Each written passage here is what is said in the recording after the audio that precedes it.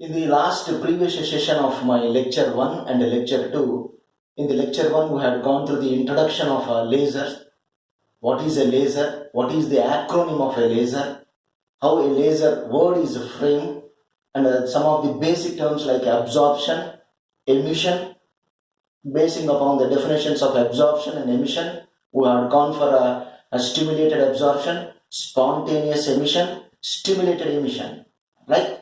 Then after the conclusion, we'll forward into the major important essay question called as Einstein coefficients. And let me recall the last two previous sessions.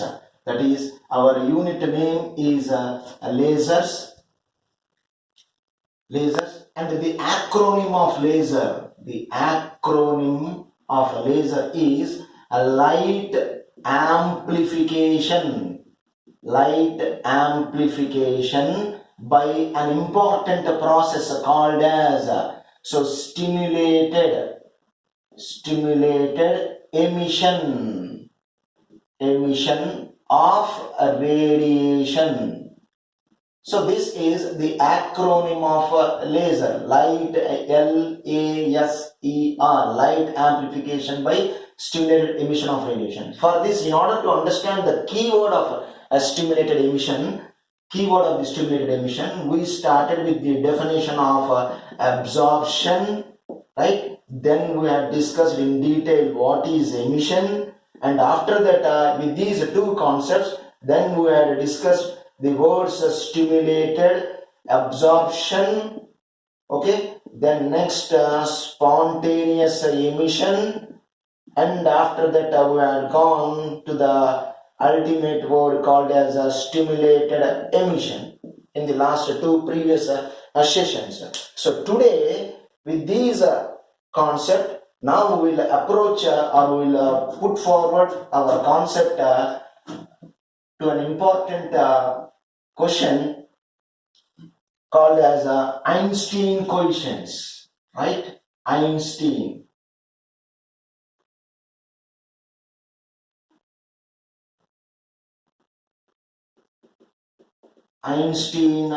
coefficients, right? So as I said that in the early class that the laser was invented by Albert Einstein. He was the key scientist, he was a physicist, a mathematician, so who proposed, who invented the stimulated emission, and based upon this stimulated emission, he advanced the technology called as a laser. Then now we will discuss in our present class what is this Einstein coefficient, and we will derive these Einstein coefficients. This is an important question in the exam point of view, right? So before that, let we define what are the Einstein coefficients. Einstein coefficients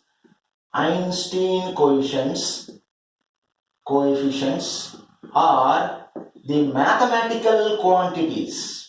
These are simply mathematical quantities. So what are these mathematical quantities? These mathematical quantities describe or reveals the probability of absorption or emission of radiation, right? So what are these Einstein coefficients? Einstein coefficients are the mathematical quantities which represents the probabilities of absorption or emission of light or emission of radiations. And the Einstein coefficients are denoted by the letters A and B with some suffixes. We will see what are these suffixes in the process of our lecture. Sorry, let me give a review once again. The Einstein coefficient. Einstein is a scientist who invented stimulated emission and who observed stimulated emission, and he put forward the technology, who put forward the science into the technology and invented the laser in 1961.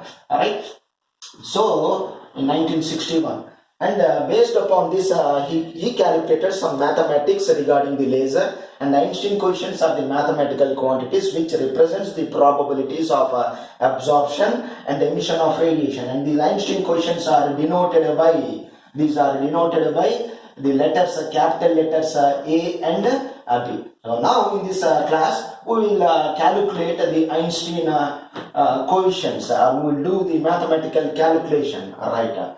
So Einstein coefficients, right? So for that, let us consider a group of atoms. Let us consider a collection of atoms or a group of atoms in a thermal equilibrium. Means at ordinary temperature. In thermal equilibrium means where the temperature is in the equilibrium state at a temperature T.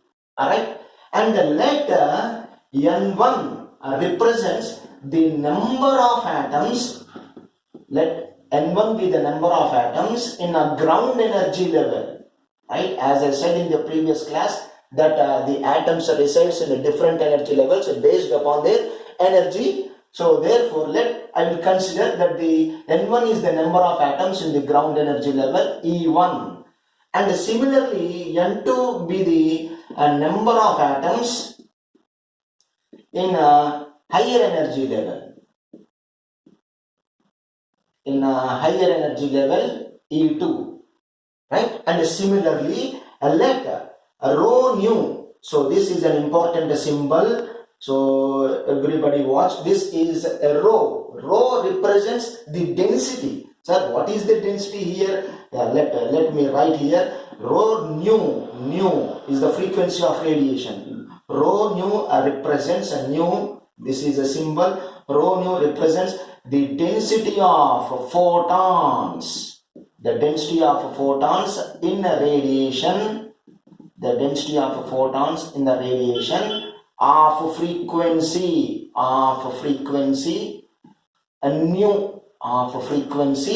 a nu, right? These are the parameters where we have to closely observe. Let me recall once again. Let us consider a group of atoms in a thermal equilibrium state at a temperature T. Let N1 be the number of atoms in a ground energy level E1, and N2 be the number of atoms in higher energy level E2, and let rho nu is the density of photons in the radiation of a frequency nu. Sir, what is this radiation of frequency? This radiation of frequency is what we will use to stimulate. This is the external source or external energy which we will be applying to the group of atoms in order to acquire the laser, right? So we will supply this external radiation in order to acquire this laser. So therefore I will call this as external energy. So this is called, this radiation I will call it as a stimulated radiation also, right? So for this, so let us go for the three process or three steps of the process. The first one is nothing but a stimulated absorption.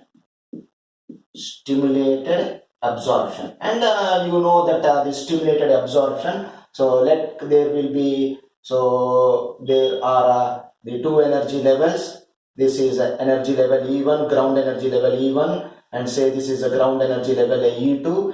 And now, as you know that there are large number of atoms in the ground energy level, and I will call this as N1. N1 represents the number of atoms, in ground energy level, and N2 represents the number of atoms in a higher energy level, which will be very less in ordinary conditions. In a thermal equilibrium state, this will be the rough diagram or imaginary diagram where large number of atoms will be occupying in the ground energy level. So this I will call it as a ground energy level, because the atoms acquire stability by occupying the ground energy level, and this is a higher energy level E2, where there will be less number of atoms occupying the higher energy level state. Right. In this situation, let rho nu is the external energy which I am supplying. So therefore this is the external energy which I am supplying,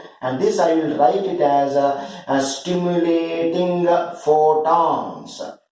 Stimulating photons. Because these photons are stimulating the ground level atoms, because these stimulating photon is causing the action, is bringing these atoms into action. These stimulating photons is stimulating the atoms. So as this photon is stimulating, hence I named this photon as stimulating photons, and these stimulating photons, that I will write it as a rho nu. Right.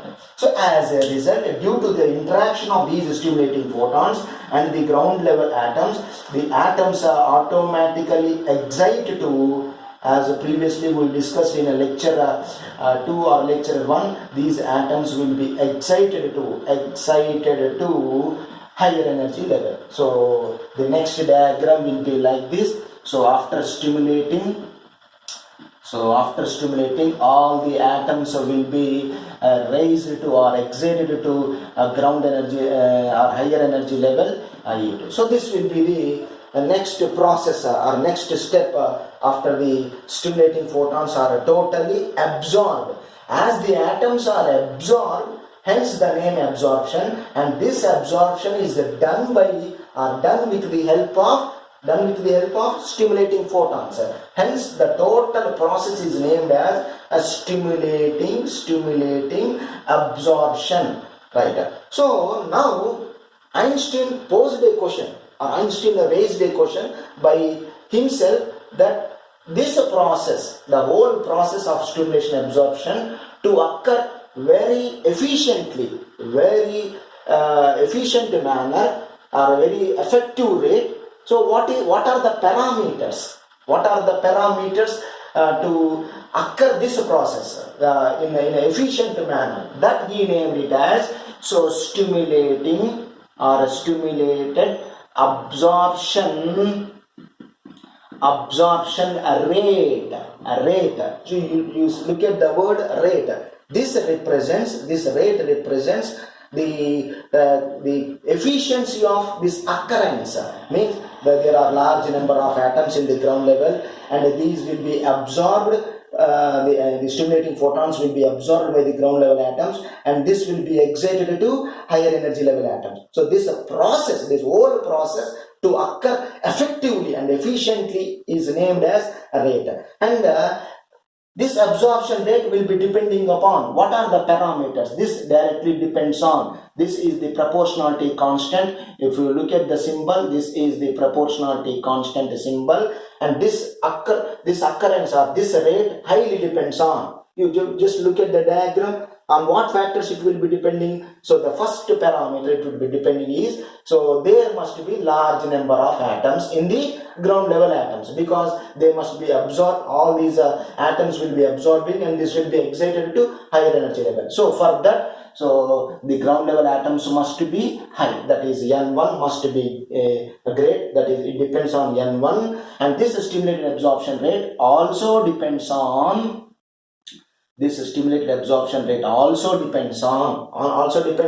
sir, there are large number of atoms in the ground energy level, and the photon number must be also greater, that is the density of radiation must also be greater. Therefore it also depends on the density of radiation. Therefore the stimulated absorption rate is depending on two parameters. The first parameter is N1, that is the number of atoms in the ground energy level, and it is also depending on the stimulating photon, the density of photons. So if these are two parameters makes the stimulated absorption process very effectively, that is the rate will be very high, the occurrence of this process rate will be very high. Therefore, in order to, in a singular word, I will write it as a stimulated absorption rate directly proportional to N1 rho nu.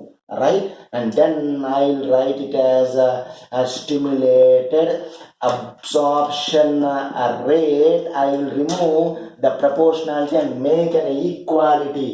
So therefore that rate is equal to, as I am moving the proportionality, there must be a constant, and that constant I represent it as a B.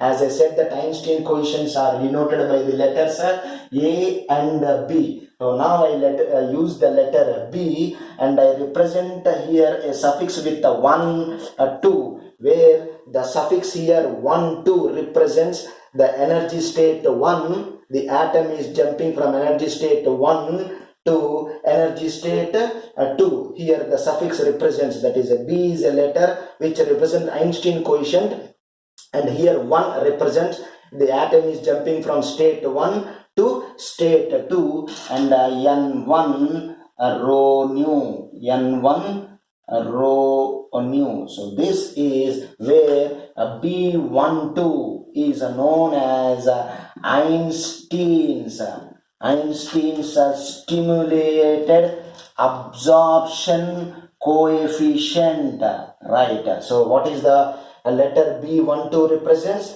B12 represents Einstein stimulated absorption coefficient, and now I'll represent this as equation 1. So let me recall the important point, because if you are very clear in this stimulated absorption rate, the remaining 2 steps will be very simple for you to make a clear notes for by yourself, right? The first process is stimulated absorption. Let us consider there are large number of atoms in the ground energy level E1, and that is denoted by N1, and there is energy, let N2 is the number of atoms in energy level, higher energy level E2. So when the stimulating photons are the density of photons rho nu is incident on the ground level atoms, the photons will be absorbed, the stimulating photons will be absorbed, or vice versa. If I speak, the stimulating photons stimulates, means make these lower atoms to jump, or makes the lower level atoms into action, and the lower level atoms excite to higher energy level atoms. After this one, this will be the picture of the diagram, energy level diagram, where the ground level atoms are totally absorbed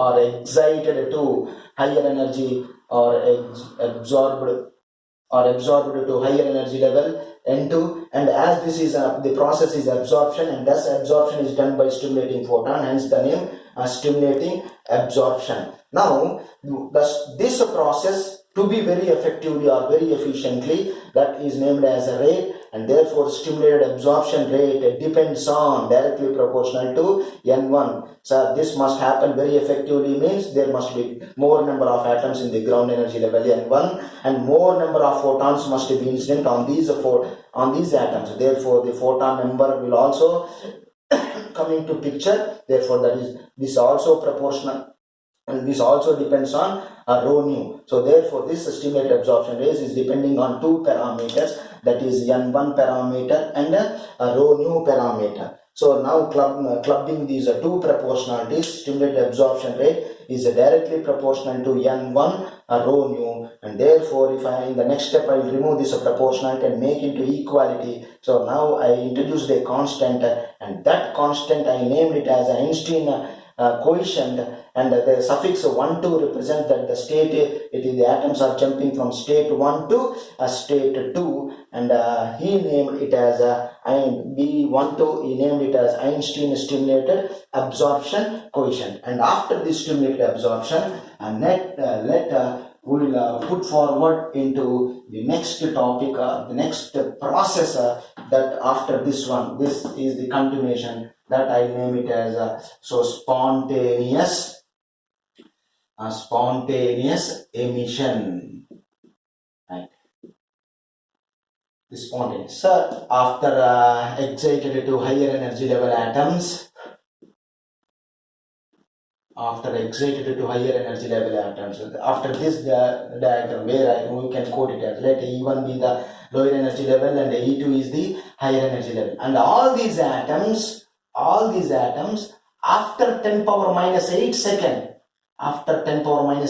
what is this after 10 power minus 8 second? 10 power minus 8 second is known as a lifetime, as we discussed in the lecture 1 or lecture 2, these atoms will be residing up to 10 power minus 8 second, and after 10 power minus 8 second, without nobody's or without external influence or external energy or external aid, that is known as the word spontaneous, they automatically de-excite. So they automatically de-excite to a ground energy level. Here they are rising from ground energy level to higher energy level. That is known as exciting. And from higher energy level to lower energy level, this is known as de-exciting. So the atoms will be de-exciting to ground energy level by emitting photons.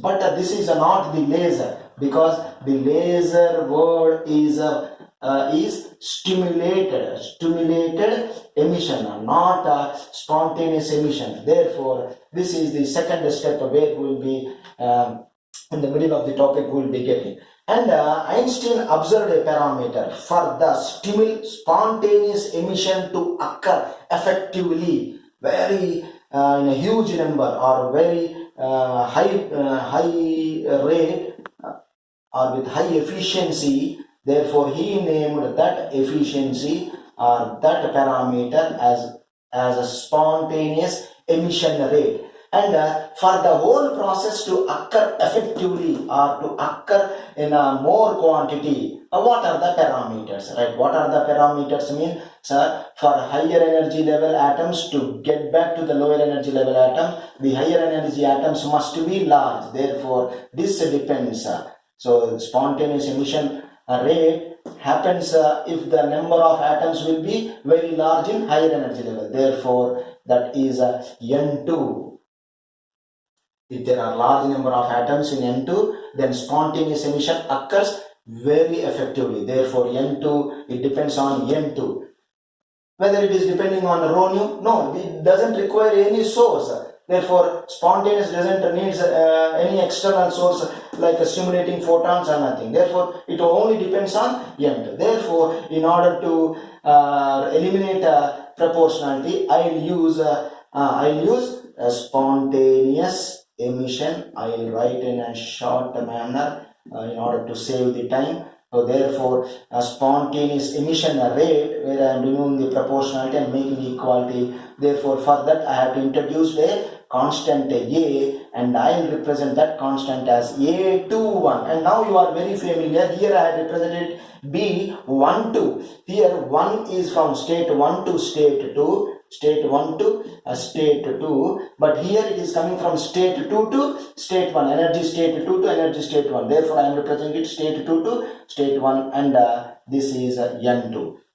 This is the spontaneous emission rate. And what is this A21? A21 is, once again, this was introduced by Einstein, and he named it as Einstein's spontaneous emission coefficient, which represents the probability of spontaneous emission. Therefore, A21, right?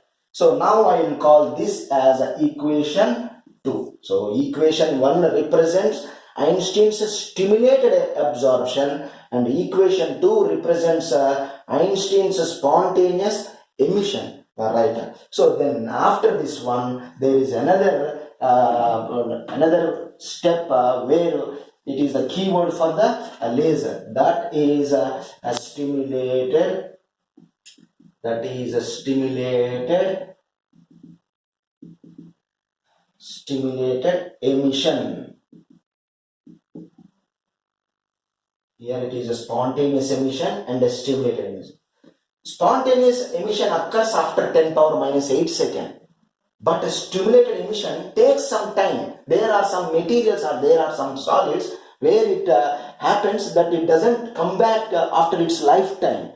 The lifetime is 10 power minus 8 seconds, natural lifetime is. But there are some solids or some materials which they will be residing up to milliseconds. So in this situation, here there are some solids or there are some materials where they will be residing in a higher energy level for a long time. that is on the order of milliseconds. Milliseconds means 10 power minus 3 or 10 power minus 4 order. So in this situation, we have to get back the atoms to ground energy level. These atoms automatically require the ground energy level state in order to acquire stability. So for that, now I have to forcibly send these atoms or forcibly de-excite these atoms to ground energy level. For that I'll use an external energy. So therefore, as this is external energy is forcing or making them into action, I name it as a stimulating photons. And which I have represented it with the rho nu. So therefore, this stimulating photons, rho nu, stimulates these atoms, and the interaction between these stimulating photons and these atoms, as I said in the previous class, is a purely an elastic collision.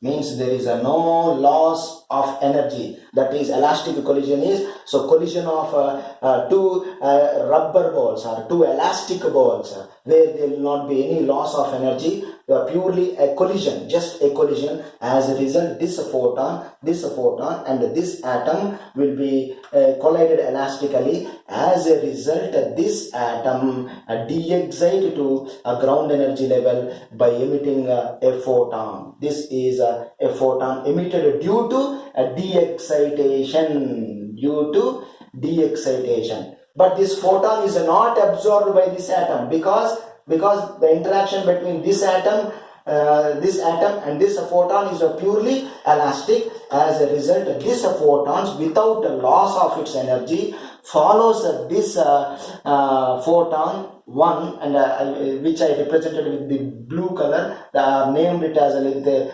number 1, and due to de-excitation from higher energy level to lower energy level, this is a photon 2. And these two photons will be in a phase and they are in coherence. These are called as a coherent beam. So let me review what is a coherence. Coherence, which we'll be discussing in detail in a later class, but let me give a point. Coherence means having the same amplitude. Means if one wave is like this, the another wave will be having same amplitude, same frequency and the same phase. This is called as a coherent. And these two, these two photons once again interacts with the another two atoms and gives rise to this is a photon 1. Due to the de-excitation of remaining another. So this is a 2 photon, this is third photon, and this is a 4 photon. These are 2 photon interacts with these 2 atoms and as a result we'll be getting 4 photon, and these 4 photon interacts with these 4 atoms, and as a result we will be getting next step. Almost you are very familiar in the last lecture that I will be getting 8, 7, 6, 5, 4, 3, 2. Right. So, and the photon 1 which I had used to stimulate the first atom is following. This is not, the photon 1 will not be absorbed because the interaction is purely elastic collision. As a result, now we are getting 8, and this 8 will be multiplied as 16, and 16 as 32, 32 64, 64 128. As a result, we will be getting a large number of output that I name it as a light is getting multiplied, that is amplified by a process as called as a stimulated absorption, and that radiation, and therefore that light is in the form of a radiation. Therefore this is the main key parameter for a laser. You see that photon number 1 is becoming as a 2, and 2 is becoming as 4, and 4 is becoming as 8, and this 8 continues forward, and as a result we will be getting high energetic light, and that is radiated. Hence light amplified or amplification by a stimulated emission of a radiation. Then Einstein once again charted out or sorted out what are the mathematical parameters. The mathematical parameters is, so this stimulated emission A rate, as I said, that rate represents the efficiency, the quality, the occurrence, probability.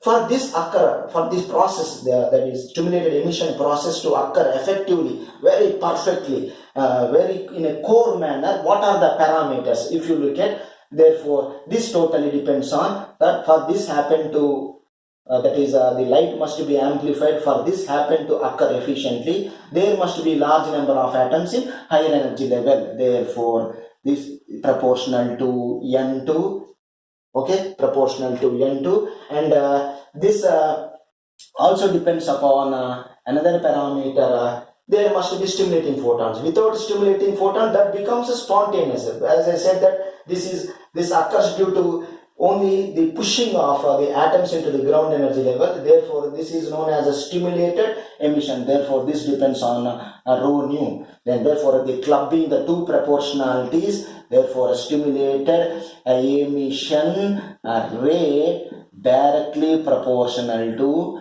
n2 rho nu. Now I will remove proportionality and represent with an equality. Therefore, stimulated emission rate is equal to which I will represent it with a B21 N2 rho nu, where once again B represents the Einstein coefficient, and therefore Einstein stimulated emission rate is B21. B is an Einstein coefficient, where the state, it is coming from state 2 to state 1. Here the suffix represents state 2 to state 1, and N2 rho nu. And now if you look at the whole process, now I will call it as equation 3. If you look at, I am using the letter A and sometimes using the letter B.